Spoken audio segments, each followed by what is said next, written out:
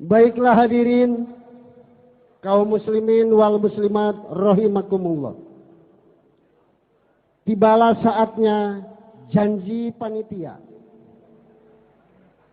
akan mendatangkan dai sejuta umat sepanjang sejarah Masjid Al-Istiqlaliyah. Baru pada malam hari inilah kita akan bermuajahah dengan Al-Mukarram Kiai Haji Zainuddin MZ, Kiai Haji Go Internasional. Maka dengan segala hormat yang mulia, waktu dan tempat dipersilakan. Pilih salah satu podium, dipersilakan. Yang mana yang lebih enjoy, dipersilakan kepada yang mulia. Oleh-oleh.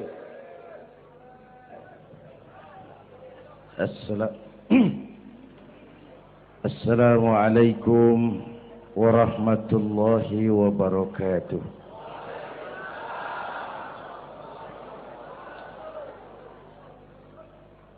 Alhamdulillahilladzi asra bi'abdihi laylan minal masjidil haram ilal masjidil aqsa. Wassalatu wassalamu ala sayyidina Muhammadin wa ala alihi wa ashabihi ahli sidqi wa tuqa, amma ba'du. Para ulama, para habaib yang saya muliakan, wabil khusus Fadilatul Mukarram Sahibul Bait Kiai Haji Uji Turtusi, yang terhormat Bapak Wali Kota Tangerang Bapak Haji Wahidin Halim, hadirin hadirat ma'asyiral muslimin yang saya cintai.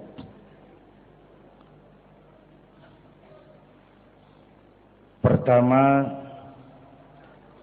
Isra dan Mi'raj adalah peristiwa besar yang hanya bisa diterima dengan iman. Peristiwa ini bukan tidak masuk otak. Otaknya kekecilan untuk memahami peristiwa sebesar Isra dan Mi'raj. Satu perjalanan yang sangat jauh ditempuh dalam waktu yang amat singkat. Menurut otak tidak mungkin. Menurut kebiasaan tidak bisa. Menurut pengetahuan impossible. Menurut iman, apa yang tidak bisa kalau Allah yang mau. Itulah sebabnya peristiwa yang dahsyat ini menurunkan perintah solat sebagai sandaran vertikal bahwa kita memang perlu Allah. Kita memang perlu Allah. Itu sebabnya tempo hari lewat TV saya katakan hidup yang paling tenang itu hidup model tukang parkir. Baik tingali dah. Oh, pakai tingali. Tukang parkir di pasar, coba lihat. Biar mobil banyak, mereknya bagus-bagus, nggak pernah sombong. Belum selesai, dengerin dulu, belum selesai. Nanti mobil pergi satu demi satu, habis sama sekali. Dia nggak sedih. Mobil banyak nggak sombong, mobil habis nggak sedih. Kunaon? Apa kunaon ini? Lah, sapoho deui. Kenapa bisa begitu? Ini nyengir tapi mikir, Pak. Ada muatan ini. Tukang parkir tidak merasa memiliki, tapi merasa dititipi. Siapapun yang merasa memiliki, mesti takut kehilangan. Tapi kalau merasa dititipi, jabatan, harta, anak, istri, itu semua sekadar titipan, hiduplah seperti tukang parkir. Pertama, titipan tidak boleh bikin kita jadi sombong. Dititipin kok sombong, nggak pantas dong.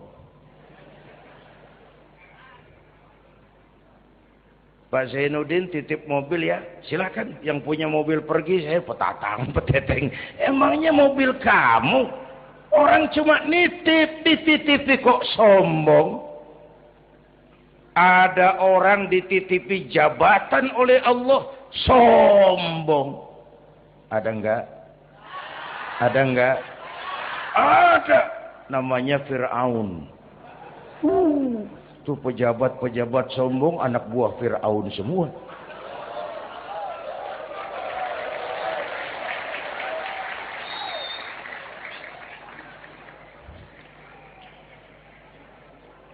Ada orang dititipi harta oleh Allah, jadi orang kaya, sombong. Mentang-mentang kaya sama tetangga, nggak mau kenal. Mentang-mentang kaya, orang lain kecil semua. Mentang-mentang kaya, jalan nggak nginjak tanah. Kuntilanak. Dititipin kok sombong, nggak pantas dong. Satu.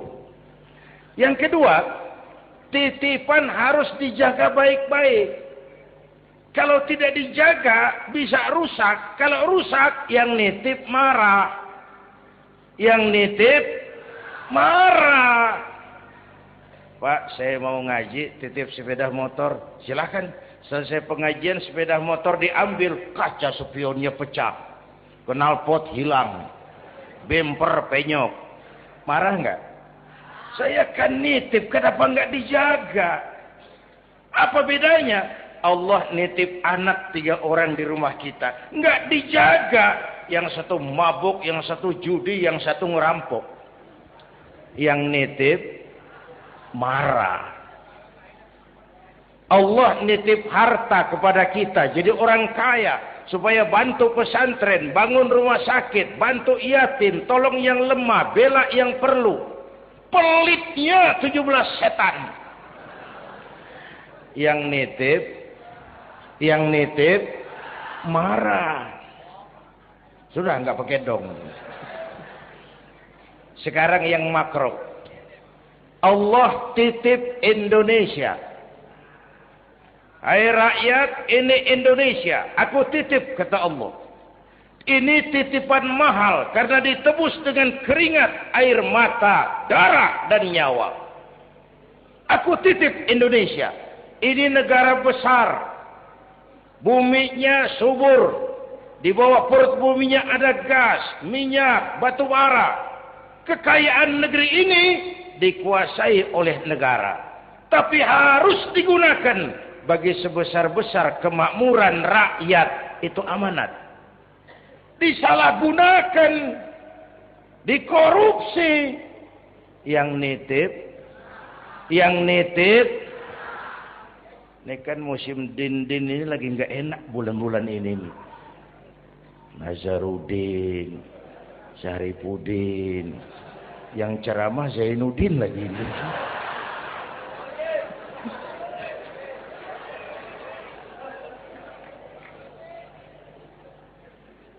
Yang nitip marah. Kalau yang nitip marah, dia suruh makhluknya yang lain negur kita. Makhluknya yang lain diperintah negur kita. Siapa? Merapi, batuk,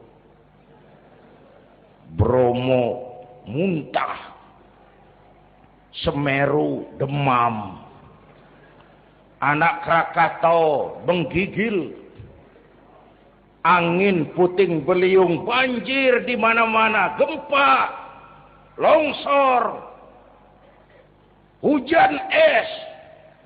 Kebayoran hujan es. Tetangga saya udah nyiapin sirup, mau hujan es. Innalillahi wa inna ilaihi rajiun. Angin teh makhluk, mang. Air makhluk, gunung makhluk, Tidak mungkin makhluk bergerak sendiri. Eta teh Merapi teh demo, Mang, demo. Kalau kita rakyat kecil demo, Satpol PP turun. Kalau Merapi demo, siapa yang mau ngademin? Mbah Marijan. Selesai. Mbah Marijan udah kumpul sama Mbah Surip. Di alam barzah tuh. Udah rapat saya dengar. Kata Mbah Surip, tenang saja Mbah Marijan, tak gendong. Aman.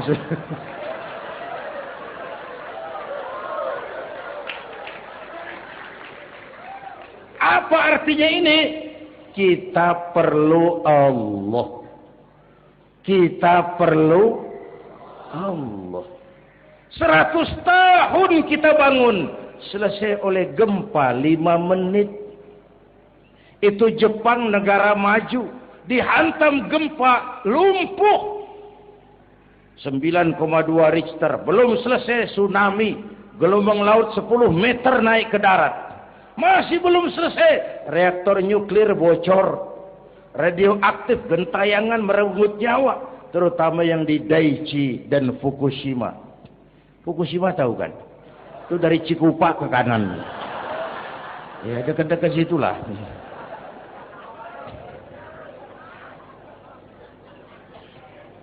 Kita perlu Allah. Paingan, apa paingan? Pantesan lah. Pantesan orang yang paling bersih hatinya Rasulullah. Orang yang paling baik akhlaknya Rasulullah. Orang yang sudah dapat jaminan ampun atas segala dosa Rasulullah. Tapi baginda Rasul kalau sholat malam bengkak kakinya karena rajin sujud. Saya perlu Allah. Dosa sudah diampuni. Akhlak paling baik, hati bersih. Tapi kalau sholat malam kakinya bengkak karena rajin sujud. Allahumma sholli alaihi. Saya tahu di pasar Kemis juga banyak yang kakinya bengkak.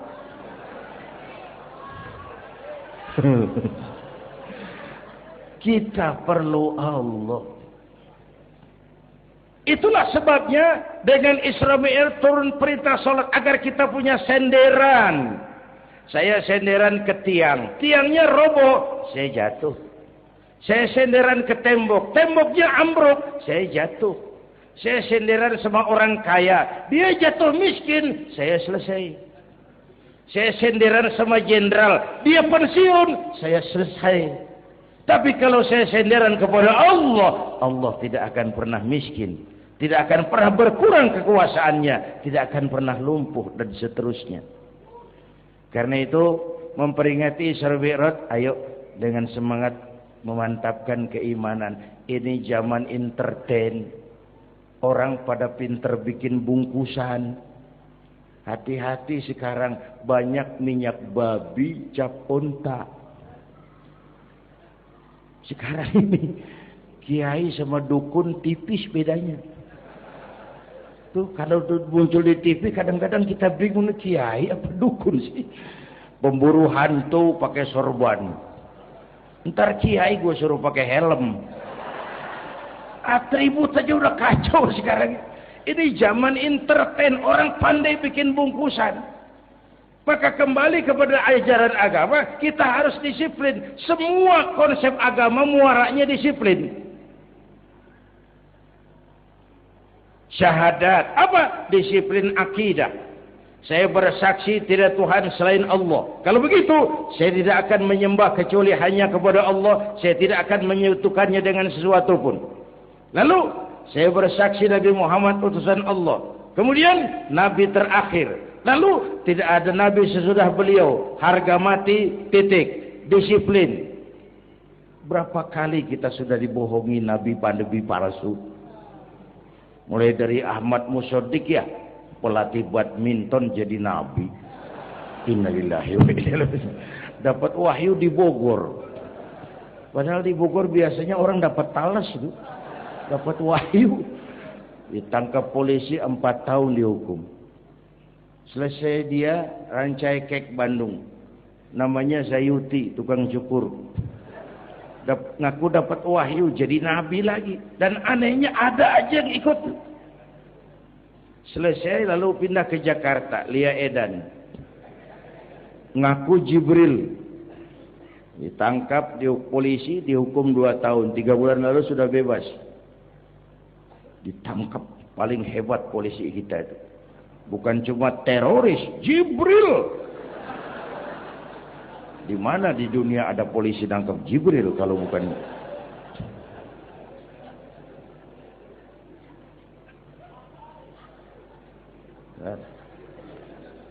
Terakhir yang aneh lagi, menurut catatan Bakor Pakemnya Kementerian Agama RI, antara Cirebon Losari, batas Jawa Tengah Jawa Barat itu muncul agama baru namanya agama Jasun. Agama Jawa Sunda. Jasun. Yang jadi nabi Tugimin. Tugimin. Saya bilang ini jangan jadi nabi, jadi kiai juga kurang angker kok nih. Al-Mukarram Bapak Kiai Tugimin. Enggak ngangkat loh itu. Yang gak enak selawatnya. Kalau kita kan nikmat tuh tadi. Ya Habibi ya Muhammad. Asyik rasanya itu. Coba ganti sama yang tadi. Enggak serem, Pak. Ya Habibi ya Tugimin. Enggak enak tuh. Enggak enak. Saudara-saudara, di Isra Mi'raj ada potret. Ketika di Masjidil Aqsa, malaikat Jibril datang menemui baginda Nabi. Bawa 2 gelas minuman, arak, susu. Ya Muhammad, pilih, ambil, minum. Mantap, tidak ragu-ragu. Nabi mengambil gelas yang isinya air susu. Dengan bismillah beliau minum. Selesai minum kata malaikat Jibril, "Shaddaqta ya Muhammad, laqad asabtal haq." Kau benar Muhammad, pilihanmu tepat. Emangnya kenapa Jibril? Kalau arak yang kamu pilih, kamu ambil, kamu minum, habis umatmu jadi pemabuk semua.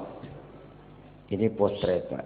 Itu yang tiap hari kita hadapi, yaitu arak, susu, benar, salah, hak, batil, ma'ruf, munkar, halal, haram. Hati-hati, jangan salah pilih, karena ini zaman entertain. Banyak minyak babi cap onta. Kalau minyak onta cap babi itu masih halal. Ini minyak babi cap onta, kita terpedaya ngelihat merek onta. Iya. Mereknya onta, gambarnya onta, isinya minyak babi. Berapa bulan yang lalu ada penyanyi pencipta lagu mati. Namanya Ari Bowo. Masih ingat lagunya? Bercerita tentang madu di tangan kananmu, racun di tangan kirimu. Kalau itu situasinya, memilih tidak sulit. Kenapa? Alamat jelas. Madu di kanan, racun di kiri. Masa ambil yang di kiri? Goblok amat. Si amat saja tidak goblok. Sekarang ini alamat dibikin samar. Madu di mana, racun di mana tidak jelas. Lebih celaka lagi sekarang. Banyak racun bermerek madu. Banyak racun bermerek madu. Kita terpedaya, terpesona, terpukau. Akhirnya salah pilih. Maka resepnya jangan jauh dari ulama, makmurkan majelis taklim. Ini zaman entertain, orang pandai bangun pencitraan. Tuh, satu hal pertama yang ingin saya sampaikan. Iya, saya lihat jam doang. Sampai pagi, Beb. Yang kedua, ketika perjalanan dimulai, ada suara dari sebelah kanan. Muhammad, berhenti sebentar. Jangankan berhenti, menoleh saja tidak. Kanan selamat dari kiri. Muhammad, berhenti sebentar. Menoleh pun tidak. Kanan kiri selamat dari arah depan.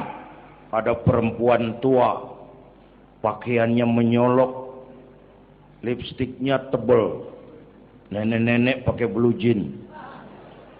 Muhammad, berhenti sebentar. Menoleh pun tidak.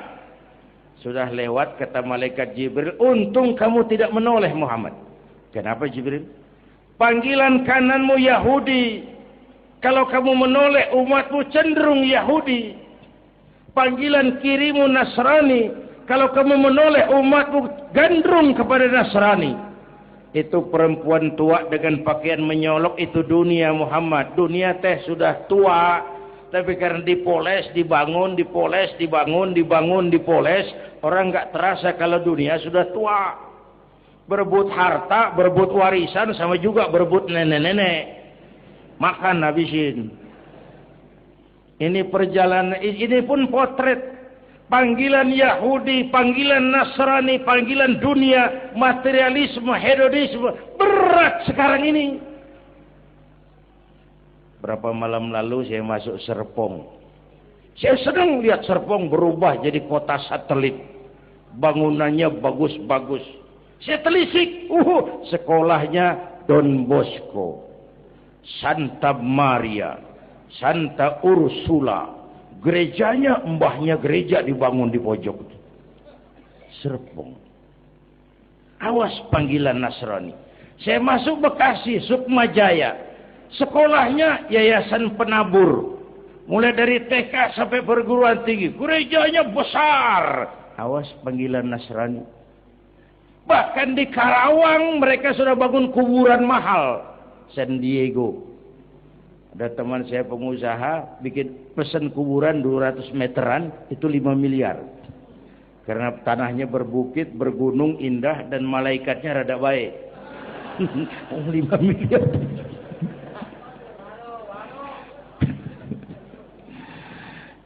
Panggilan Yahudi, siapa membantah? Yahudi itu menguasai ekonomi dunia. Di Amerika itu tidak ada orang bisa masuk gedung putih jadi presiden tanpa dukungan Yahudi. Menentukan. Bahkan roda ekonomi dunia sekarang ini diwarnai oleh Yahudi. Israel itu Amerika kecil. Amerika itu Israel besar. Lalu panggilan Nasrani. Dengan segala gaya dan dana. Dan terakhir panggilan materialisme dunia. Panggilan hedonisme, panggilan materialisme. Menghadapi panggilan-panggilan ini, ayo kita umat Islam luruskan saf, rapatkan barisan, jangan jauh dari ulama, makmurkan majelis taklim. Itu yang kedua. Yang ketiga, Haram Aqsa. Ini perjalanan vertikal katanya. Aqsa Aras ini perjalanan vertikal. Haram Aqsa perjalanan horizontal. Aqsa Aras perjalanan vertikal. Hablum minan nas, hablum minallah. Isra Mi'raj mau ingatkan kita, semua kita perantau di dunia ini.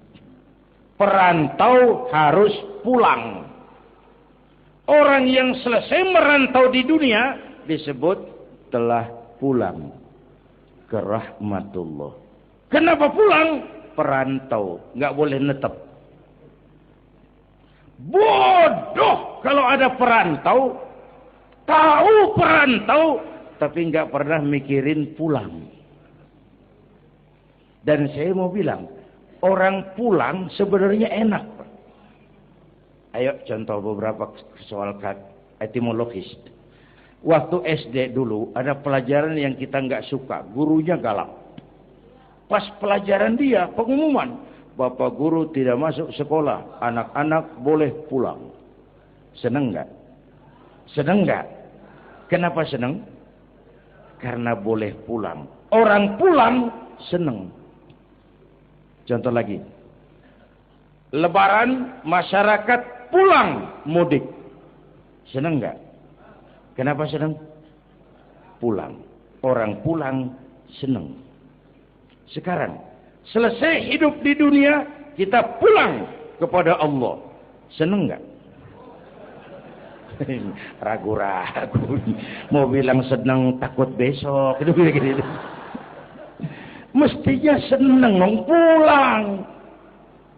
Apa yang bikin pulang yang satu itu kok berat? Kelihatannya dua. Pertama, kita ini sering mencintai sesuatu berlebihan. Berakar di hati. Datang saat pulang tidak siap menghadapi perpisahan. Ada yang bergantung di sini. Pulang jadi berat. Kalau cinta Allah sepenuhnya, cinta alam seperlunya, pulang enak. Yang kedua, bekal nggak cukup. Sengsara di jalan, pulang jadi berat. Nggak punya bekal kok pulang, itu nekat. Belum sempat sholat, modar. Kok berani amat nggak punya bekal pulang. Kalau bekal cukup, pulang itu menyenangkan. Kenapa? Itu satu keharusan. Iya, kalau umat-umat terdahulu umurnya relatif panjang. Kalau kita ini mencontoh baginda Rasul, beliau wafat umur 63. 63 itu standar. Kalau mencontoh Nabi, jatah kita 63. Kalau malam ini kita sudah 50 tahun, tinggal 13. Waspada. Kalau malam ini kita sudah 62 tahun 11 bulan, udah jangan pakai pantangan, apa aja makanlah Pak, sebulan lagi tuh. Sebulan lagi, syukur-syukur dapat bonus. Dan saya bilang mati itu tidak pakai abjad. Kalau pakai abjad bisa nunggu. Mati bang ngacak. Kadang-kadang kakeknya segar bugar, cucunya pae. Kalau mati pakai abjad enak nunggunya. Tahun ini yang mati A, tahun depan B, tahun berikutnya C, lalu D, terus F, lalu G, lalu H. Saya Z. Repot saya, nggak ada yang ngurus, orang udah habis.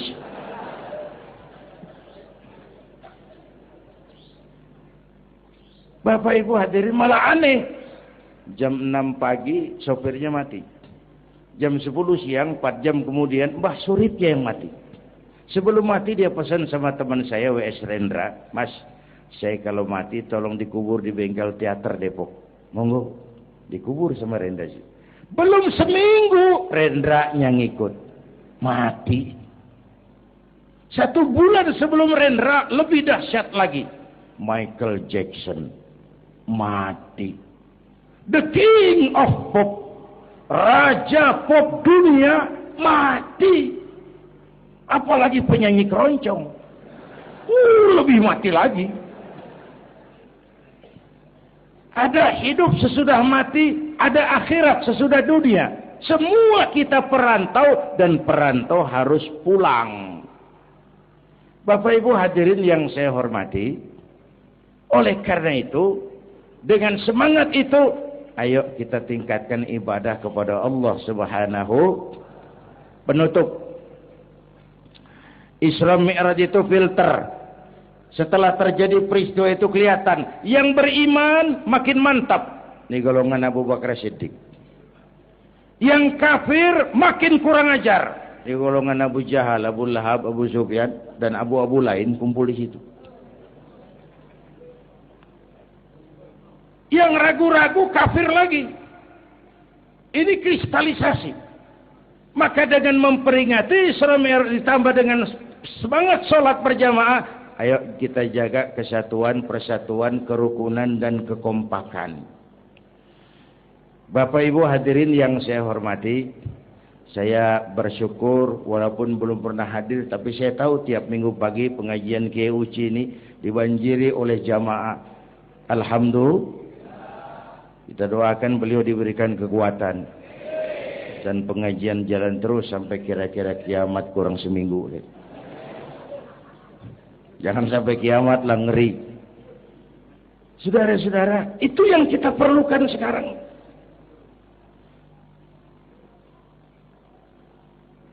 Menjaga semangat kebersamaan seperti diajarkan di masjid ini. Coba baik, tingali akhlak masjid. Siapapun masuk masjid, copot sendal, buka sepatu. Kenapa? Tidak ada warga kelas 1 di sini. Semua sama di depan Allah. Ini masyarakat yang mau kita bangun. Lurah masuk masjid, buka sepatu rah. Camat masuk masjid, buka sepatu mat. Wali kota masuk masjid, buka sepatu. Ini Pak yang ngomong dia tuh. Sembarangan tak.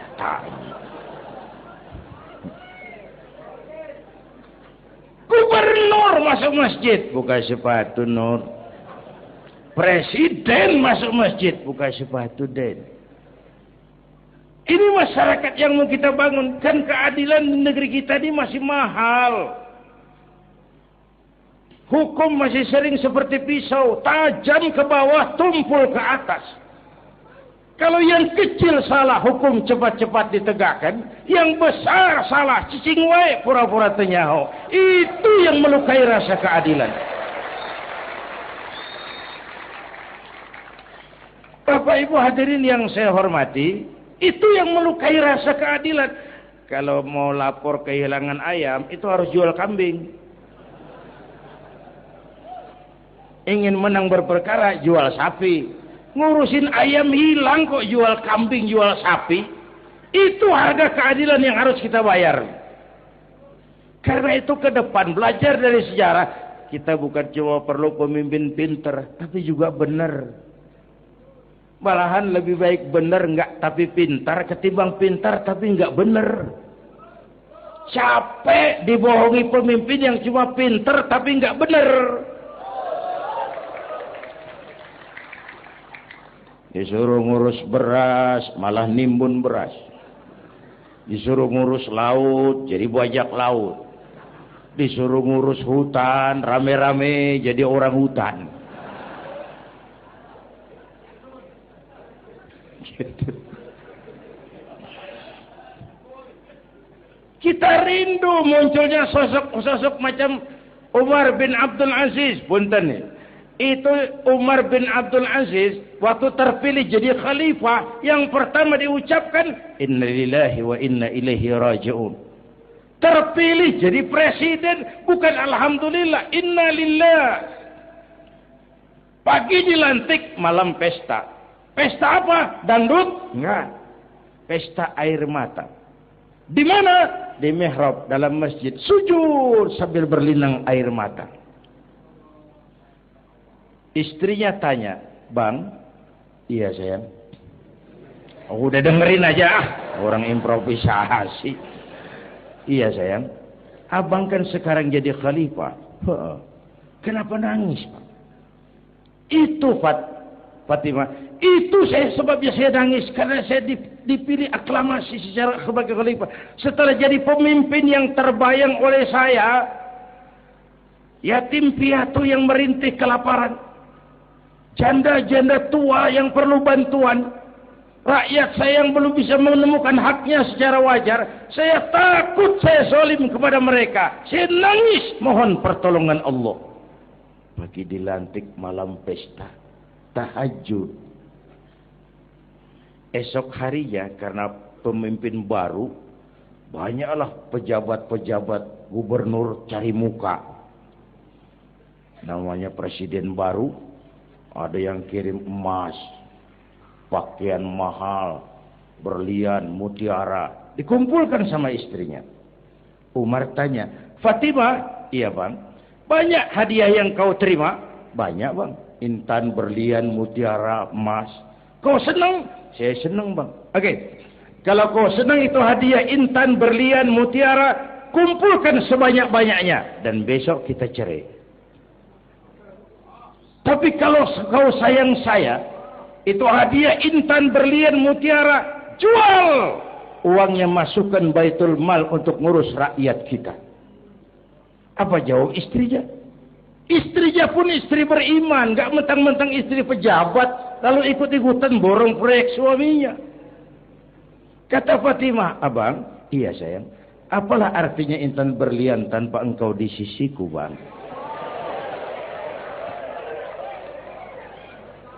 "Jual sajalah, jual untuk ngurus kepentingan rakyat. Yang nyata-nyata hadiah pribadi dijual ngurusi rakyat." Jangan yang sudah nyata-nyata milik rakyat masih disunatan.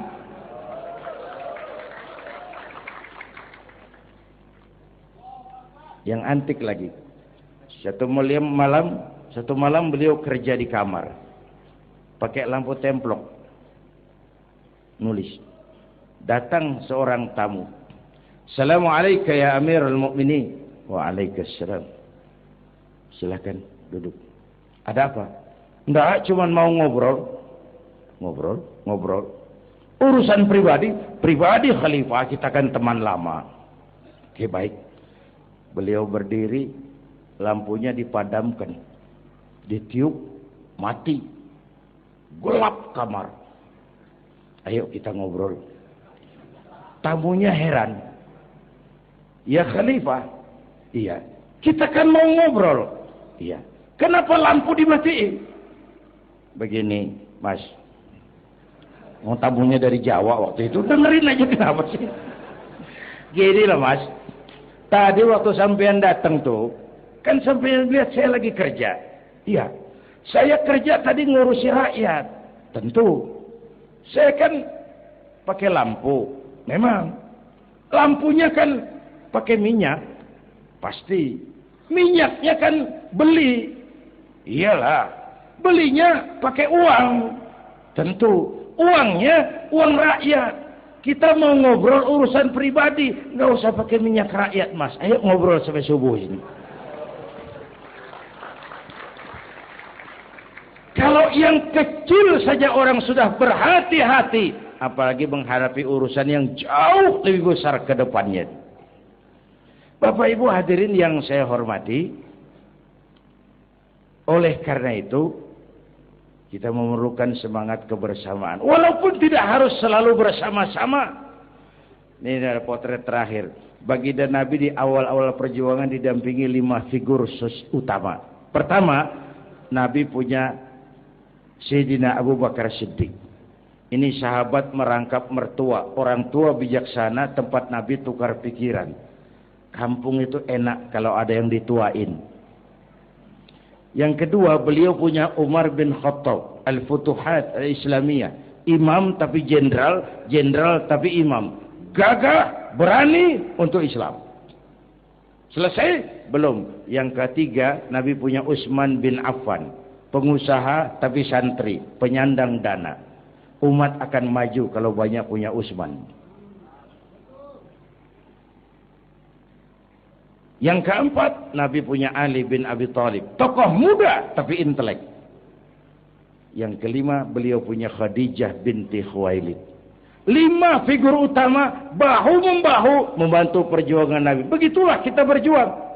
Mesti punya segala hal. Mesti punya senjata yang namanya golok, gergaji, pisau, silet. Harus punya. Kapan makainya? Lihat lawannya. Yang kamu hadapi apa? Kumis, Pak. Silet turun. Yang kamu hadapi apa? Akar kayu nangka, Pak. Kampak maju. Ini kita sering emosi nggak para rugu. Yang dihadapin kumis, kampak yang maju.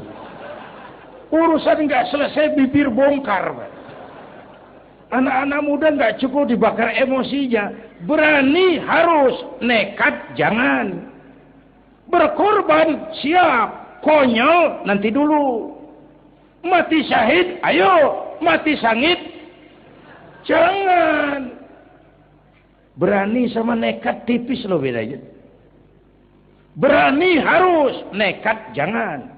Berkorban siap, konyol nanti dulu. Bapak Ibu hadirin yang saya hormati, dengan semangat kebersamaan, saya yakin kita bisa berbuat lebih banyak. Inilah barangkali sekelumit ikut tasyakur saya. Mudah-mudahan ada manfaatnya buat kita semua. Lebih kurang mohon maaf. Usikum wa iyaya bitaqwallah. Aqulu qawli hadza. Wassalamualaikum warahmatullahi wabarakatuh.